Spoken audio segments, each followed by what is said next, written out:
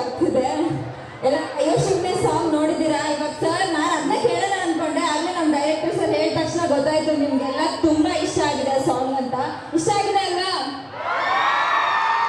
ನಾನು ಇಲ್ಲೇ ಪಕ್ಕದೂರು ದಾವಣಗೆರೆ ಹುಡುಗಿ, ಸೊ ನಮ್ಗೆ ಹಾವೇರಿ ಹೊಸದಲ್ಲ.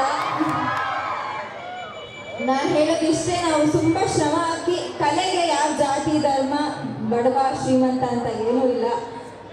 ಇಷ್ಟು ಜನ ಪ್ರೀತಿ ನೋಡೇ ಗೊತ್ತಾಗ್ತಿದೆ ನೀವು ಯಾವುದು ಬಯಾಸ್ ಇಲ್ಲದೆ ಇಲ್ಲಿವರೆಗೂ ನಮಗೋಸ್ಕರ ಬಂದಿದ್ದೀರಾ ಅಂತ. ನಾನು ಕೇಳೋದು ಒಂದೇ, ಜನವರಿ 23ಗೆ ಇದೇ ಸೌಂಡು ಇದೇ ಹವಾ ನಮಗೆ ಥಿಯೇಟ್ರಲ್ಲಿ ಕೇಳಿಸ್ಬೇಕು ದಯವಿಟ್ಟು ಅಂತ ಬೇಡ್ಕೋತೀನಿ.